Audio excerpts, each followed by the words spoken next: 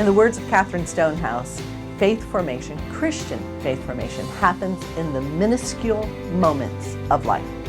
Where are the majority of the minuscule moments? In the day-to-day life of the home. How do we leverage those minuscule moments when they aren't in our sanctuary for the purpose of spiritual growth? That's what this program is all about. Equipping, empowering the home, and providing ministry in our sanctuaries.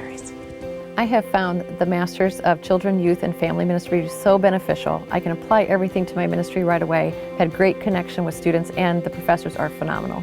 In the past 14 years as a children's director, I have seen families change. Their challenges change, their needs change, the whole dynamic sometimes of families change. This program helps us take a closer look at why we do what we do, how can we be more effective, and who are the families we're ministering to today, and how we can better equip them. What's unique about the Master of Arts in Children, Youth, and Family at Wesley Seminary, it's that you get to do it while living in your context. You don't have to up and move because the program is almost entirely online. What's also wonderful about it, because you are fully embedded in a real life ministry experience while you're going through the program, it's very practical. So we learn these concepts and have all of these wonderful conversations and then make immediate application. A lot of the assignments are create this tool for your ministry and then you get to just go and use it right away in ministry. The studies here, they're directly applicable to life. You're learning things and you're able to put them directly into effect because we're living them actually as we're learning them. And that is a true beauty because you come directly from your lesson and directly into a life application of said lesson. Well, one of the assignments I did for a course was about communicating faith in the home, and it was so applicable that it actually became a course that I taught using the exact PowerPoint that I created. One of the courses actually gave me self-discovery about who I was and how that impacted how I connected with God. And so I stopped trying to be like everybody else and instead became who I was, and it was very rewarding in helping me connect to God. Through these classes, I thought I'd be learning about ministry, which we are, but I have found that I get to take time out and figure out who I am. You appreciate what you've been called to do even more so. It's a wonderful program, and I'm really pleased at the way that our students not only come out better equipped to serve their church, but they come out deeper and richer in their faith as well.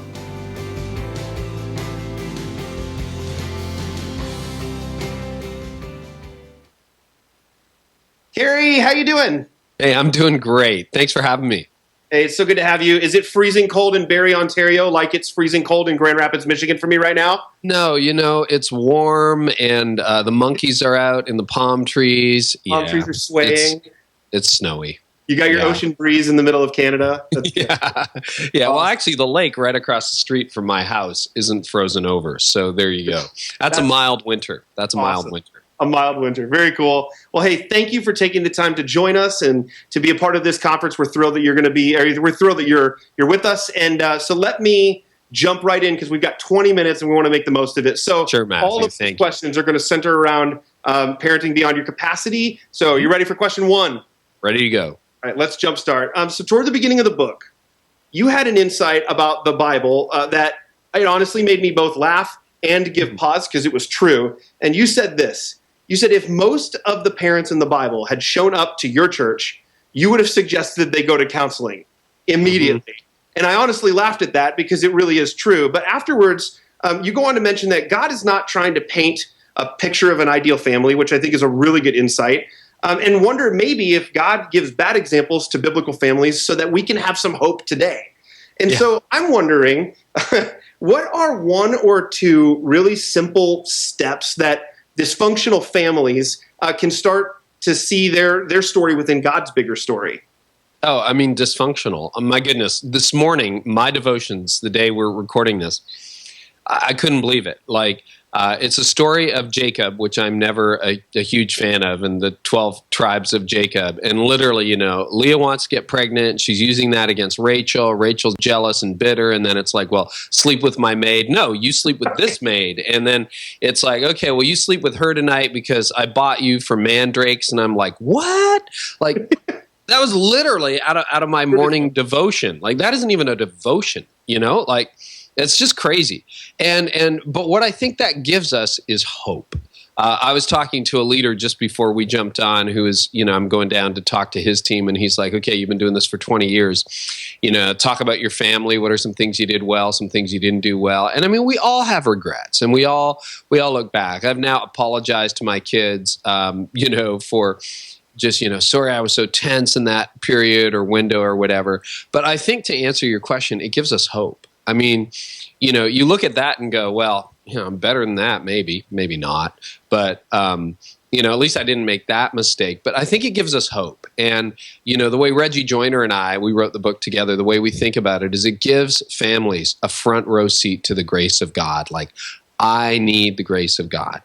And my kids need the grace of God, and families need the grace of God. And there's so many parents who are sitting in your community today thinking, I can't go to church. The walls would fall in. I'm on my third marriage. I had an affair. There's no forgiveness. My kids are a train wreck. I'm a train wreck, and I'm not going to fit in at church. And I think if we lead with grace and we let people know, hey, we're all fallen.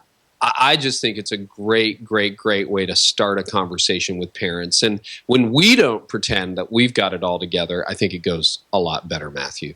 Well, I think the reason why it resonated with me anyway is because if God can use really dysfunctional people in Scripture, then he can use us in his bigger story just personally. And so I love the insight that you were getting at there. And I think you're totally right that it leads to a really big sense of hope for us today. So that's awesome. Now, you mentioned your kids. So I have a couple questions about your son, Jordan, because you tell a story in the chapter Widen Your Circle about his mentoring year.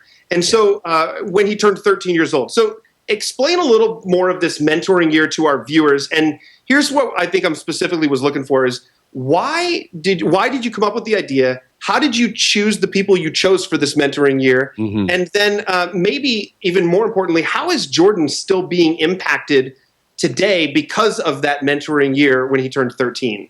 Yeah, it's something I did for both of my sons, and I don't think Sam was quite of the age when I was writing the book, so it's probably not in the book. But yeah, actually, to give you an idea, my youngest son, Sam, who went through it, was here on the weekend, and they're both now in university. Jordan's finishing up. Sam's in the middle of second year. And, Sam had lunch with his mentor. I said, hey, are you free for breakfast on Saturday? He's like, sorry, Dad, I'm going to see Andy Harvey. And Andy Harvey's one of his mentors. And so they went out for lunch, and, John, one of his mentors, still checks in with him. And, Jordan's married now, but he's got an instant relationship with those mentors. And actually, I had dinner 2 weeks ago in Toronto with one of his mentors who's a family friend. And every time they see each other, just helps them go further faster. To answer your first question, Matthew, I wish I was smart enough to come up with the idea. But I actually learned about the Finding 5 Mentors for Your Kids from Tim Elmore, who writes at growingleaders.com. And Reggie's a big Generation proponent IY, right? Of a wider circle. Exactly. Yep. And so I had Tim at our church, and Tim told the story of how he did that with his daughter. And Tim's daughter was a few years older than my eldest son. And I'm like, I'm stealing that. So when he was 13, Jordan and I sat down at the beginning of the year. We picked 5 adults who we thought would be a great influence for him. We picked them together, and we approached them, and we said, hey, would you spend one day with my son over the course of his summer break? And over the course of the day, do whatever you want. But we would love for you to impart one life truth and one spiritual truth. And to make a really long story short, they all did that. They all said yes. At the end of the summer, we got together at my place, and it was just the guys. It was the mentors, Jordan and his brother and myself. And I mean, we made steak, and we served Coke, and there was no salad and nothing green in the house. It was just the guys. And we all shared around the table afterwards about what Jordan learned, and Jordan sort of shared with them, and he gave them a gift and gave them all a Bible with their name on it. And then they spoke into his life, and then we all prayed over him at the end of the night. And there wasn't a dry eye in the place. And one by one, as the guys left a few hours later, all of them said to me in one way or another, man, I wish somebody had done this for me when I was 13 years old. So it's that idea, Matthew, of just connecting your kids to a wider circle of influence. And that's been pivotal. And of course, after I did that, we repositioned our entire ministry to an orange strategy so that everybody got a small group. Everybody got a small group leader, so that And there was that woman, at our church named Laura, who was a single mom, and she came to me after I talked about that one Sunday morning and said, well, that's great for you. You're a preacher. You're a guy. You have all these male friends. I got a 14-year-old, and who's going to mentor him? And I was stumped, and I said, I don't know. And shortly after that, we changed to becoming an Orange church and small group based. And now I can honestly say, like, we've got, dozens and dozens and dozens of small groups for preschoolers, for elementary kids, for middle school, for high school. And every child has somebody who prays for them, who knows them relationally. So every single family, regardless of their circumstance, is connected to a wider circle. So small groups do that rather than classrooms. And then if you can add one or two other adults, that's important as well. I love that. And one of the things I think was particularly interesting about the story and where the heading that you had the story under was moving from me to we. And I love that you took time with Jordan and your other son to actually choose the mentors together. I think that's fascinating. I think it empowers them to say, hey, I was part of this decision as well, instead of just my mom or dad making that decision for me. Yeah, well, and they're right at that pivotal age, too, at 13, where they start to withdraw a little bit. And I always tell parents, man, that is a God-given influence. Like, we're like, what is this person who now lives in my house who doesn't want to hang out or talk with me anymore? Right. But, in very early chapters of Genesis, it says, for this reason, a man shall leave his father and mother and cling to his wife. And, my son's been married for a couple of years now, Jordan, Sam's single, but, this is God-given. They're not supposed to be living in your basement at age 39 playing video games. They're supposed to get out into the world. And so they start that withdrawal sometime between, 12 and 15. And to give them a choice gives them ownership. So, it was pretty easy to agree on 5 names with both of my sons. And we went through maybe 7 or 8, but we both settled like, yeah, I like this person. You like this person. You want to hang out for a day. It worked out really well. Love it. I love it. Well, let me talk. I have a question about your sons when they were younger, because you told a story in the book. It was probably one of the most poignant parts of the book for me personally, was a story you told at the beginning of the chapter, Fight for Your Heart. And you tell a story about cooking breakfast for your kids. I think it was pancakes, because you said it's the only thing you can cook, right? So, unfortunately, I remember. Me too. Yeah. That's right. So you described your kids as being in a mood that day, which I think is just a funny description of kids in general, because I think we've all been there. But at one point, you told your older son, you got frustrated, and you said, go sit in the timeout chair. You got pretty frustrated.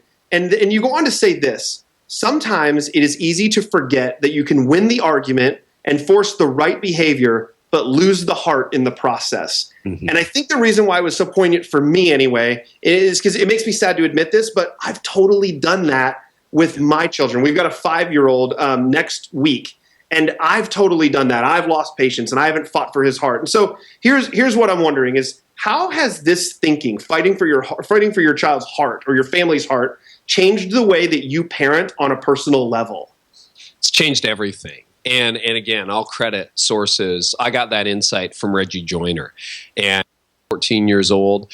And that was such a big moment. It's funny, that you would ask me that, because the kids were all home a couple weeks ago, and we were actually, not knowing that you were going to ask me about it, we were actually talking about that moment.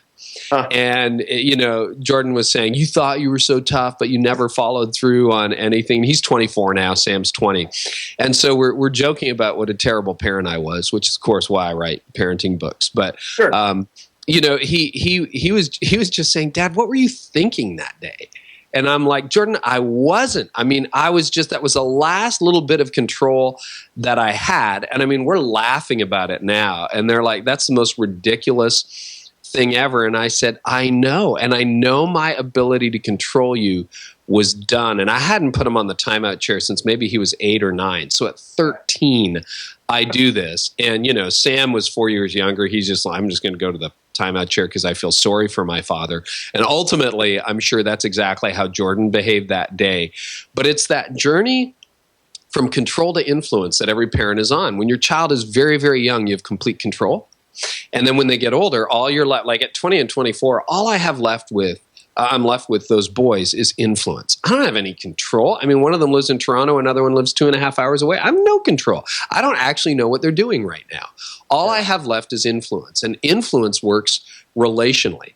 And so I could do the rules thing when they were younger, but rules without relationship are cruel. And so what I had to learn is I had to build a relationship. And so rather than fighting with, because that's what I was doing that Saturday morning, and I can replay the video in my mind. I'm sure when I get to heaven one day, God will play the video for me and go, what were you thinking? But, I can replay the video in my mind. I was trying to operate by fighting with my sons. And so I was in the process of learning how to fight for them. There's a world of difference between fighting for and fighting with. When you fight with, I wanted me to win. When I fight for, I wanted them to win. And so what I'm left with now as a father of 2 adult children is a relationship. And here's the reality, Matthew. You and I, we only want to have a relationship with the people we like. And if you are trying, nobody as an adult really wants to hang out with someone who's trying to control them. And so you really go through that journey in the teen years where you have less and less control. And listen, you should still exert it. I mean, there are rules around the car and rules around curfew and rules around what you can and can't do. Your job is to be their parent, not their friend. But ultimately, what you're left with is relationship. And people behave relationally. I want them to want to come home. I want them to call me for advice. I got a call with Jordan tonight. He says, "Hey, Dad, can you give me some advice in this area?" Of course I will. But that if he doesn't respect you and you don't have a relationship, those calls don't come. Oh, that's so good. Well, that actually what you're saying relationally feeds into this next question because it's really key. And so I remember it was on page 104 in the book. You said, if you want to pass on a legacy to the next generation, whether it's your kids or other kids, it has to be transferred relationally. Anytime you pass down rules, practices, or truths outside of the context of a genuine, compelling love, you establish an empty religion. And so I love the essence of what you're getting at, both with the relationships with God and with our families. But for those watching, how have you seen families make the transition from maybe years of rules to years of fighting for each other and each other's hearts and trusting them relationally? Yeah, I mean, that's a very organic thing that happens. But I think what you need to know, I think what parents need to do in this time, it's pretty clear. My kids know exactly where I stand on issues. We've even joked around. It's kind of like, do you have any questions about where I stand on this? They're like, how could we, Dad? You're crystal Nope. clear, right? Nope. There are no questions on where you stand. Now, they don't agree with everything. I mean, they're adults. I don't agree with everything my parents have a stand on. I don't. Sometimes, as Reggie says, I don't even agree with myself, some days. But what they need to know is that you are going to be for them and you are going to be in their corner no matter what. It's that idea of unconditional love. And the reality is sometimes as a parent, you're going to be embarrassed by the behavior of your child. You're going to be embarrassed by the tantrum of a toddler at a supermarket. You're going to be embarrassed by the way they conducted themselves at a birthday party when they're 8. And frankly, you're going to be embarrassed by what you hear sometimes when they're teenagers and where they went that they didn't tell you about and all of that.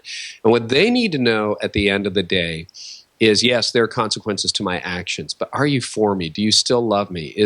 If my marks drop, and I got kids who are just great, students, but if my marks drop, are you still there in my corner? Do you still love me? So that doesn't mean there are no consequences, but love doesn't have a condition. And that is the same way, of course, that we come before God as people, right? He doesn't love us because of how good we are. We preach that all the time. But sometimes it feels like your acceptance within a family is conditional on your behavior. It can't be. There can be consequences to your behavior, but your acceptance and your love cannot be. And again, all you're left with at this stage in life is relationship. My kids never have to call. They never have to come home anymore. And they do, and they want to hang out. And that is because of relationship. That's so good. I wish that we had more time to unpack that because you just said a bunch of things there. So let me ask you this because we're running out of time here. Sure. You had a whole section towards the end of the book on creating healthy family rhythms and Sabbath And we don't even have time to talk about the Sabbath and what you guys said in there, but this is one of the things that you said. At one point in the book, you and Reggie discussed how to create healthy family rhythms, and used the examples of your kids seldom seeing the fine china you received as a wedding present. And so I loved it because as a result, it was never normal for them to use the fine china because it was always left in the cabinet. And so you posed a really good question, and it was this: how normal is God in your home? And I love the essence of that question, and I'm wondering, how can people talk regularly about God in their family without making regular conversations and rhythms about God become mundane and routine? Great question. By the way, while you were asking me the question, Jordan called. How about that, eh? So there you go. I'll call him back in a few minutes. God is like the fine china in a lot of homes. He only comes out on special occasions, and everyone's afraid of breaking it, and they don't know what to do. And so what I say is the vision that God has is, I want to be like the everyday dishes. Deuteronomy 6. Talk about me in the morning when you get up, when you're on the road, at home, at dinner, and when you go to bed at night. So I think I know we're short on time, but stage dependent. When your kids are under 5, everything is a rhythm. It's like there's morning time, nap time, bath time, meal time, craft time, play group time. You should integrate God in some of those natural moments. This is not something you necessarily add to your family schedule. It's what you integrate in the context of life. So, obviously at nighttime, read them a Bible story. At mealtime, in the Orange curriculum, there are conversation starters around the table. In the morning time, you might write a little note to your kindergartner and put it in his or her lunch. And so they see that you love them and God loves them at lunchtime. So it's very rhythmic when your kids are little. And I would get into that rhythm. It becomes a little more organic in the elementary years, but you've got meals together as a family, eat together. That's really important. You still got nighttime. It becomes way more organic in the teen years. And, if you're tucking your 15-year-old in bed at night, there's probably an issue in your family. So, your bedtime stories are gone. And, I would encourage family mealtime, very, very important. And then drive time, because you have this. I've had the best conversations with my sons in the car because, there I am driving, or they're driving and I'm in the passenger seat, depending on what.